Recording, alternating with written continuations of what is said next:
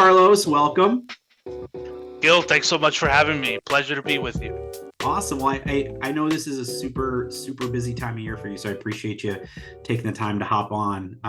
Before we hop into the conversation today, we're going to be talking about yield in 2024 and what that means now with everything that's been going on. But before we hop in, and for those who may not know you and may not have been connected with you over the past number of years in the higher ed world, love for you to kind of share your story. How'd you get to where you are? What are your passions in and out of higher ed? Would love to get to know you a little bit. Awesome. Again, thanks, Gil, for having me. We go back a long time, and so it's great to have sort of a full circle moment. But yeah, my name's Cano. I'm currently the director of undergraduate admissions at Stevens Institute of Technology. I'm in year 14 in higher ed, all in admissions and enrollment. My story starts as a tour guide. I'm the tour guide turned admissions professional. Yep. When it was time for me to graduate, I didn't want to graduate, but I didn't want to pay tuition for the rest of my life. So at the time, someone mentioned to me like, hey, you can work at a college and kind of do the same work that you're doing, just on a different level, right? And so I graduate from my alma mater, William Patterson University, and that's where I got my start in admissions and enrollment. I was there for about 7 years, then transitioned to a position as an assistant director for admissions, marketing and communication at Maritime College, which is part of the SUNY system in the Bronx, and did that. Then the pandemic happens, and I thought it was a bright idea to transition jobs during the pandemic. End up at Georgian Court University, a small regional Catholic institution in central southern Jersey, depending on who you are. Yeah. So I was there for 3 years as well, and most recently, again, now I'm at Stevens. I start month 4 on Monday, but it has been great. And at the end of the day, I love the work. I love what I do. Despite the ups and downs, and this year has been a crazy one in itself, continues to be one.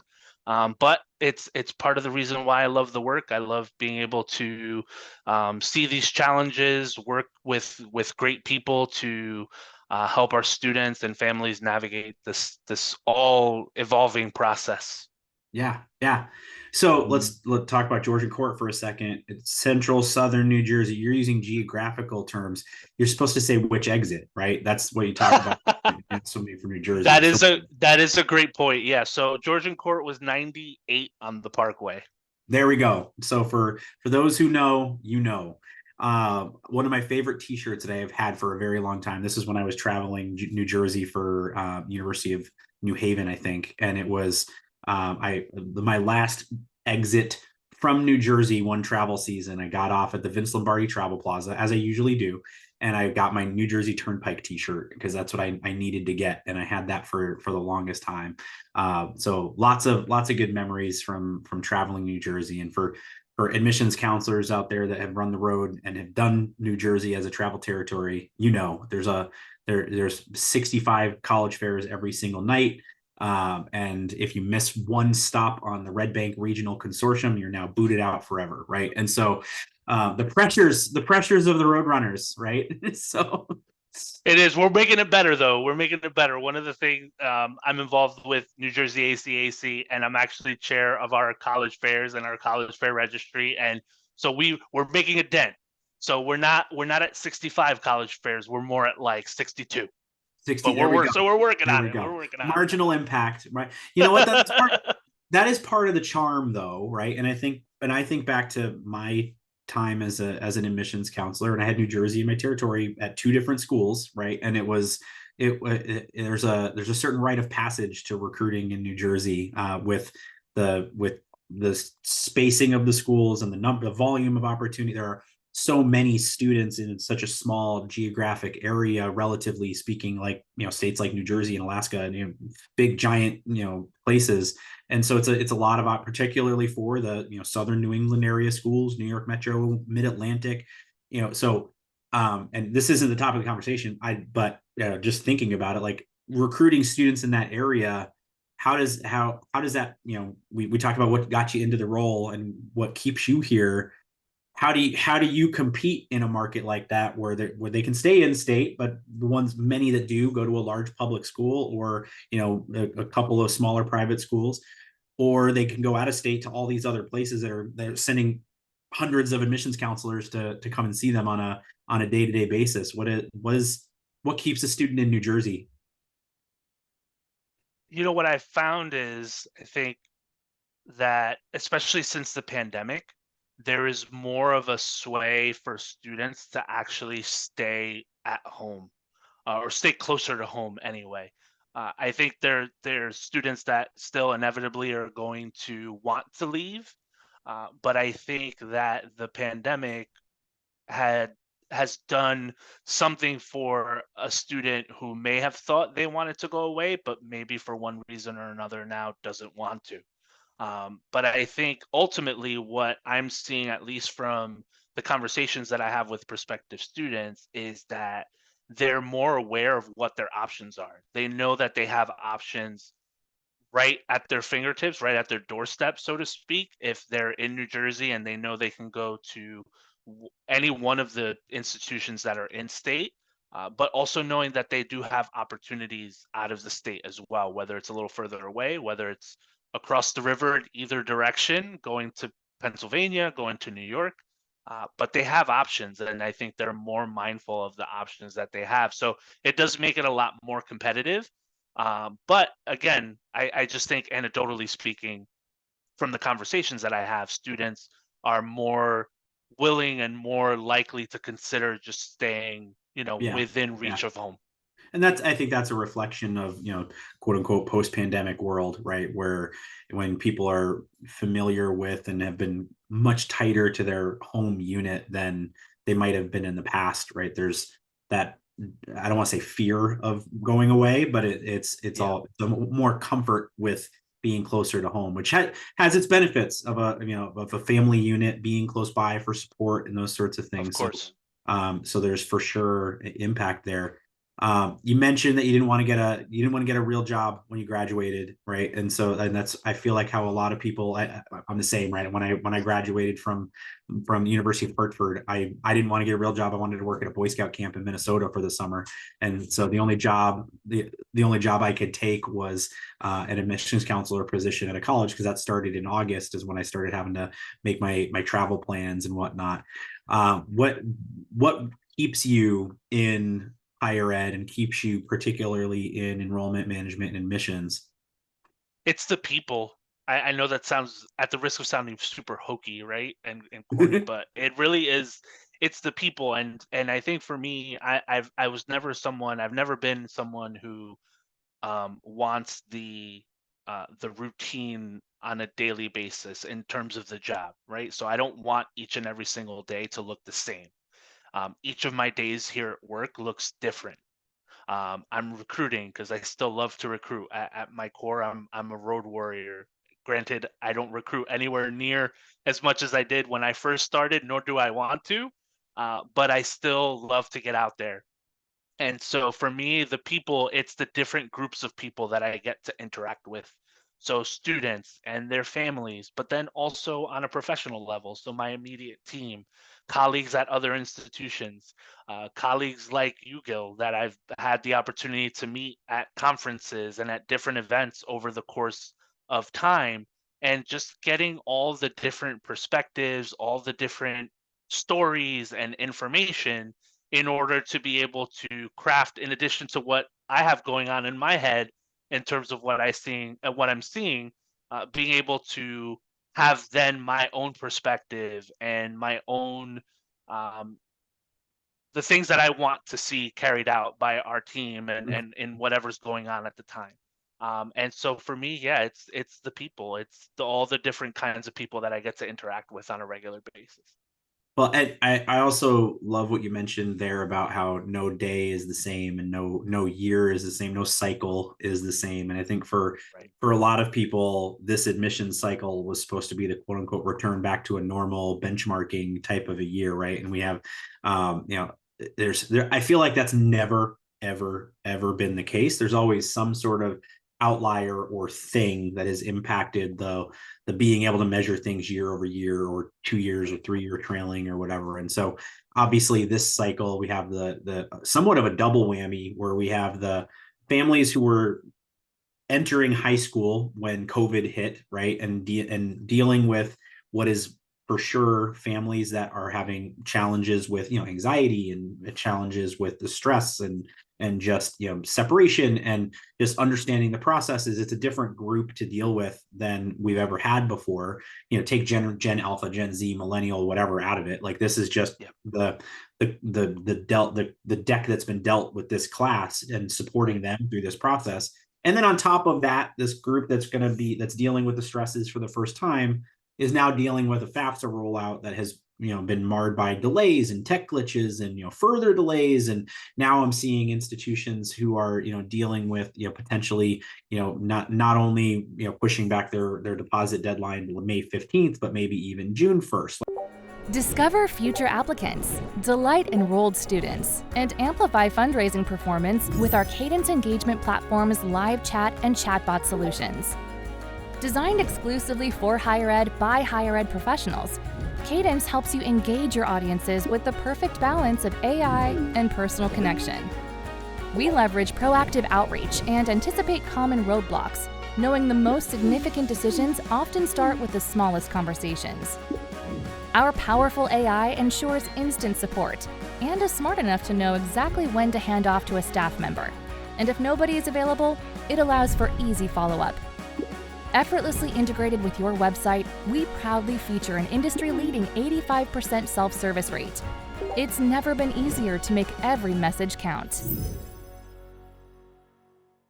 There's these issues and challenges of kind of what do we do to best support these students. And so from your purview, and prior to click and record, we were talking about families and how they're dealing with the process. What are some of the things you're hearing from families and talking to them about as they're trying to navigate this process this year?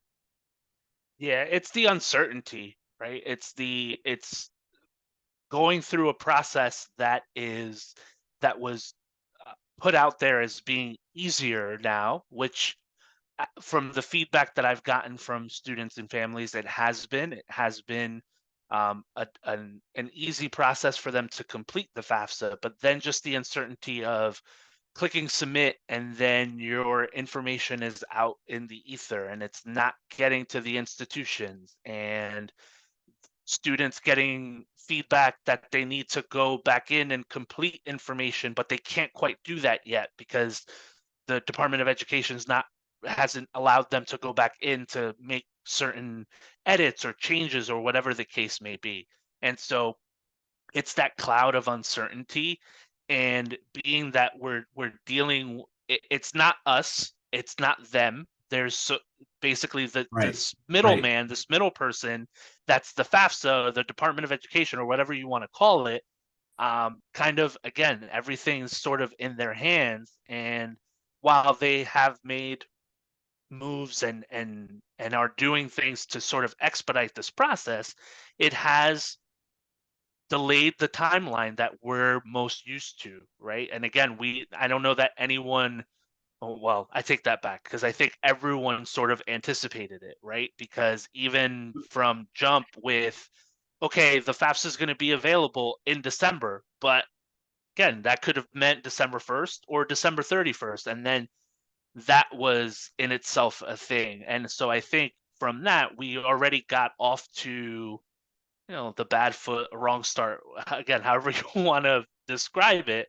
And now we're just seeing, again, prolonged delays and so on and so forth. And I think particularly for institutions that solely rely on the FAFSA to develop financial aid packages and whatnot, again, students can't make a decision without having that information in hand for the most Mhm. part, because they are relying on some form of need-based aid to be able to see their way through their college education. And so, what all you can do is kind of sit and wait and reassure folks that, yeah, whenever we do get our hands on this highly coveted information, and where we know that it's accurate and that we're going to be able to generate a package for you, that we're going to get it out to you as soon as possible so that you can make the best decision for Mhm. you.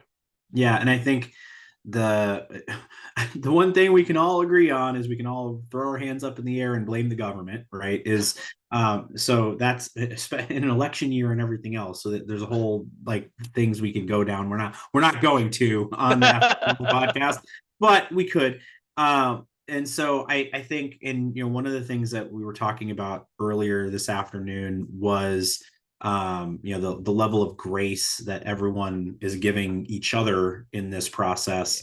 And when we think about, and you and I go back to the times of pre-COVID and COVID, and during that, like we saw it happen firsthand, where when COVID hit the fan and institutions had to overnight prop up virtual events and admitted student days and open houses all online, whatever platforms they chose to use at those times, there was a certain level of grace that the audience of those events gave that they wouldn't give if you had the same problems like an on-campus open house. Like microphone messes up when you're on an on-campus open house. Families are like, my gosh, this school is a mess. Everything is like what, like they can't get their act together. Your microphone's messed up on Zoom when you're doing an info session. People were okay with that because everyone's not, everyone hasn't left their house in 3 weeks, and they're all dealing with the same stresses that you are. I remember a VP of enrollment telling me during that time that the most popular portion of the session was when his dog came running into his room and barked while he was giving a presentation. And it's like that's what humanized us in that whole process, where we were so used to having to be prim and proper and perfect for these in-person experiences. And then during that brief period of COVID, everyone was human and everyone was able to just eventually, you have to level up and you have to have a better quality experience. But at that time, it was forgiven. And I think we're in that same type of an experience right now with financial aid packaging, where families can't blame you. It's not your fault. You didn't mess up the FAFSA release. And like you said, it's not their fault. They're doing everything that they need to do Yep. correctly. More families need to file the FAFSA, and we need to do some catch up there. But again, it's not their fault that there were glitches on the delay, and the release was delayed and whatnot. And so I guess talk a little bit about what you're seeing with families and with your staff when it comes to sharing in this process and supporting each other. Yeah, I think for our I know for our immediate team, there are still tough conversations to be had with folks about scholarships and things of that nature. But overall, there is that broader level of understanding with regards to what's happening with the FAFSA, right? And so particularly for folks who are waiting on other institutions to send out financial aid packages so that they can make a more informed decision. Uh, again, that's all we can really do, is be able to say, here's all the information we can currently provide you. We know that we're missing this one piece here that you may still need. But if there's anything else that we can do to support you in this process, let us know, and we're going to get back to you with the information that you're missing as soon as we possibly can. And again, like you said, it's like it's having that grace and having that understanding that it isn't us, it isn't them, and again, I think about it every now and again where it's like, look, there are people working in the federal government, in the Department of Education, who are in similar positions to us, in the sense that they could be working in on a particular part of the FAFSA or a function or a process, and they may be in the same boat where they have to wait for somebody else to do something before they can contribute their part, Right. or whatever the case is, whatever may be going on. So I think we just need to be able to show each other a little bit of grace and understanding. And we're doing that, like I said, we're doing that with our families and saying, look, we want you to make a decision. We want you to ultimately come to us, but we understand that you have other choices and that you need that information to make the best possible decision. Because what we don't want is, or at least what I don't want, is for students to simply make a choice to come to where to go wherever just because they feel like they're being pressured because of a deadline Mhm. or something like that, and then ultimately make that decision and then end up regretting it, melting away, whatever the case is. We want people to make the best decision the first time around, Right. as much as possible. Right. Thoughtfully nurture applicants, personalize retention efforts, and exceed fundraising goals with our Cadence Engagement Platform's text messaging solutions. Designed exclusively for higher ed by higher ed professionals, Cadence helps you engage your audiences with the perfect balance of AI and personal connection. We leverage an intuitively designed interface and easy-to-use texting templates so you can have targeted conversations or scale up to expand your reach. Our powerful smart messaging can respond automatically, exactly how you would. And to measure progress, track your campaigns with unparalleled reports and analytics. Effectively meet your community where they are as we proudly feature an industry-leading 95% read rate within 3 minutes.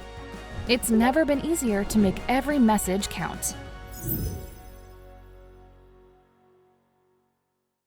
So, this is where I've obviously gone a lot more gray than you have over the past 10, 15 years or so as we've been in this field together. But we get to show our age a little bit and pass some wisdom on to the admissions counselors who are kind of on the front lines of all of this, right? Like, you're a unique bird in a sense that you are out there and you're recruiting, you're at these events, and you're in this space. And there are a lot of folks in your similar role and position at many institutions that do the same, but there are others that are kind of separated out a level and aren't necessarily on the front lines as closely as you are to a lot of these folks, right? And so to put your director hat on, and you're meeting with your staff, right, and you're trying to help them manage through this challenge, because they obviously, we all know that most people in these roles are not in it because they want to be salespeople, right? They want to be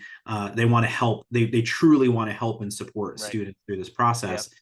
But there's also the pressures of hitting the enrollment targets so that the health of the institution is maintained. And so and there are more institutions like Stevens out there than are not like Stevens, where you've got enrollment targets you need to hit for tuition revenue and everything else. What do you say to your staff, and what do you say to staffs out there that are kind of feeling that pressure of, well, we can't control what's happening with the Department of Education, we can't control the timing of these things, but we also do need to make sure that we're doing the things that we can to hit our enrollment targets. What do you do to keep them motivated? What do you do to keep them high energy and positive, so that you don't have, you use the term melt away with student enrollments? Well, they can melt away as an employee too, right? And so what are some of the things that you say to your team to keep their head up? Well, I'll tell you, I have started to go gray, even though it's not very apparent. But probably more so due to my kids at home. I tell my wife and my daughters that they're pretty much the main contributors to the gray and not necessarily my team here. But yeah, I definitely have been around longer than I care to think sometimes. And so um, I do have conversations with members of my staff, in terms of, I think some of those conversations just remind them of the glory days that I lived right when I first started, and some of those challenges that we had to navigate. When the SAT changed from 1600 to 2400, and then back to Oh man, remember 1600. those days? Yeah, and it was funny because a couple of weeks back, with everything going on with the FAFSA, there was, and I don't remember exactly what the issue was, but the solution to said issue was, well, fill out a paper FAFSA. And my immediate thought was, those are still a thing, and everyone on our financial aid team was like, no, no, no, don't tell them, like, you can't Don't do have them that. do No. that, don't do that. So I think by telling some of those anecdotes, I think it evens them out. It sort of tells them, like, okay, like this is unique, like this specific situation and what's going on is unique, but it's not like it hasn't happened before in some other way, through something else. And so I think when they see that and they hear that, it puts them a little more at ease.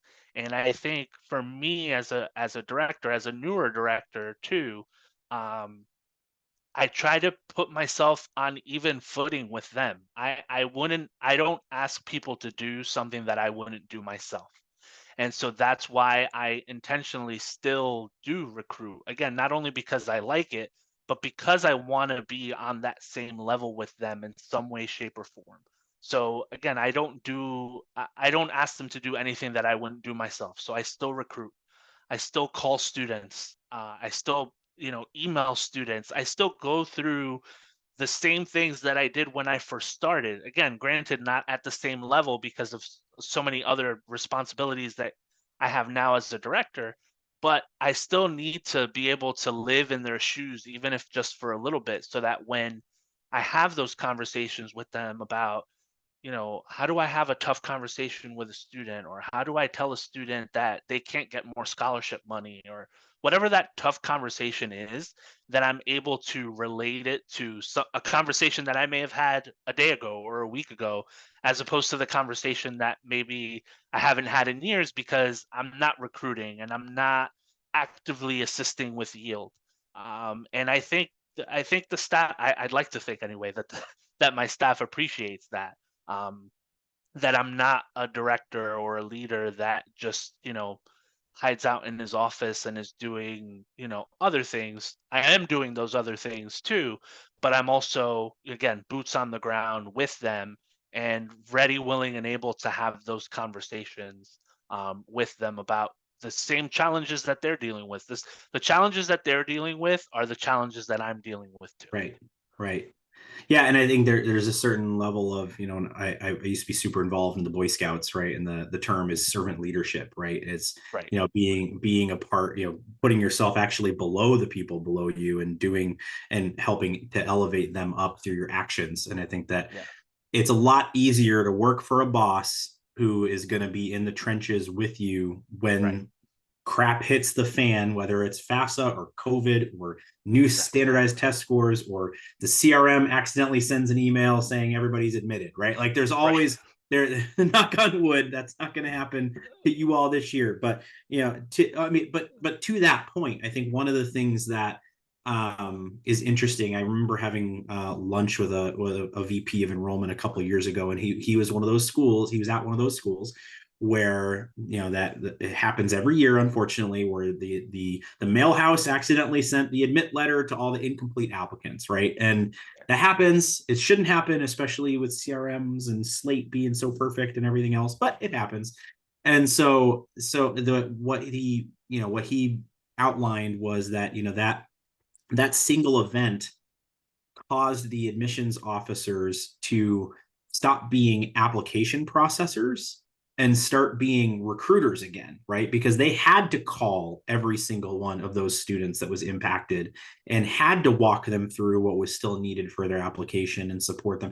Now, this is a regional private school. Their admit rate isn't super duper selective, so most of those students were admissible anyway. They just were missing items to be able to be admitted, right? And so it actually turned lemonade out of lemons kind of a scenario, right? But it's like they got to that point where their team was now actively recruiting again and not just being a part of, but he was a part of it, right? He had to make those calls too. He had to be, and so I think in this, and you've been through the tech transitions, you've been through the global pandemics, you've been through the FAFSA rollouts, you'll be through whatever the next thing is, right? And we'll all be in this together. And so I guess parting thought from you for all the folks who are listening is, what should they keep on their mind as they are kind of moving through the next big challenge. We won't try to predict what the next big challenge will be, but we will predict that there will be one, right?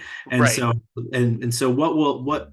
what keeps you again motivated, and what should keep them motivated when these are all things that are not working directly with students' issues. These are all outside Yeah. issues, right? And so Right. how do you block out the noise to best do your job?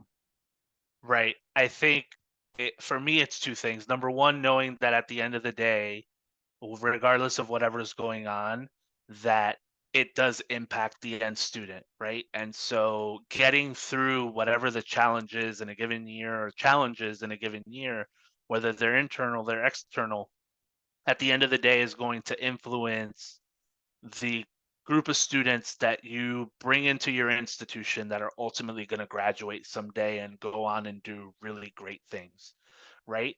And that parallels to the folks that I work with, that we work with on a daily basis, is that the hope is that you navigate this process together and that you come out the other end better than you were when it first started, and that it is ultimately those experiences that are going to bring your team, bring your colleagues to whatever that next step is for them. So I look at, again, I do some self-reflection in that sense, in that I wouldn't be where I am today if I hadn't navigated as a professional, on a personal level, if I hadn't navigated the pandemic, and if I hadn't gone through changes to the SAT and changes to the FAFSA and internal changes to applications and going Common App and all of these things that happen that keep us on our toes, but it's how I got here, right? It's how I was able to navigate the work and the world that we work in and get to a position where someone was someone thought of me enough to say, Carlos has seen X, Y, and Z, and that's why I think he is the guy for this particular role in this particular time, right?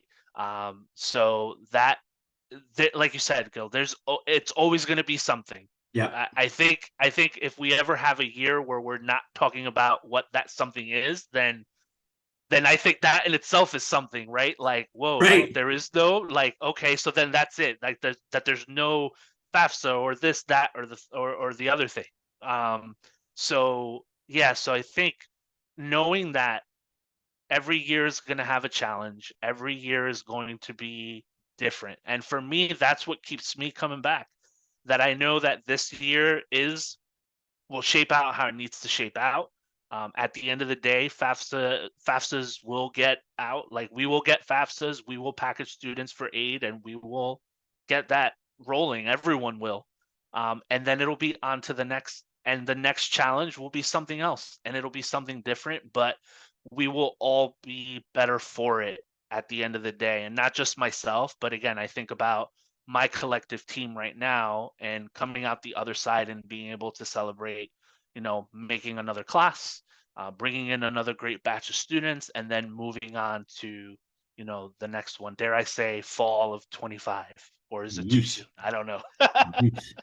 Yeah. So yeah, that number keeps getting bigger, and oh, it's crazy. So and to circle it back to your why, right at the beginning of the conversation, it was there's always something different, always something new to be dealing with, and there's obviously not always the ideal things to be dealing with, but it's part of the challenge and part of the opportunity to what are the next hurdles that we're going to have to go over to help deliver the value of the higher educational experience to students, right? And so these are all bumps in the road on a bigger, a bigger trajectory. So Absolutely.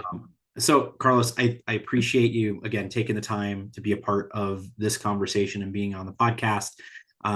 Before I let you go, how are the best ways for people to get in touch with you and stay in contact if they want to continue the conversation?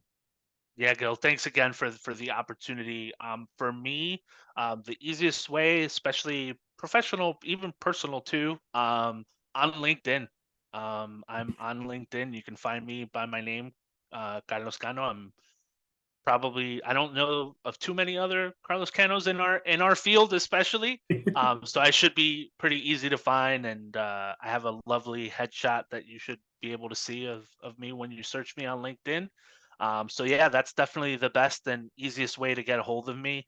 Um, and open to conversations. I love linking up with folks, and at your also at your next big major college admissions conference, wherever that may be, more than likely I'll probably be there too. There we go. There we go. And if there's more than one Carlos Cano in higher ed, what we need to do is have a reception for both Yes. of you. Yes, At please. one of these Right? conferences. Take the picture together. There we go. Exactly. We love it. We love it. Well, thank you so much again, Carlos. I appreciate you taking the time, and we will see you all next time on FYI. Bye.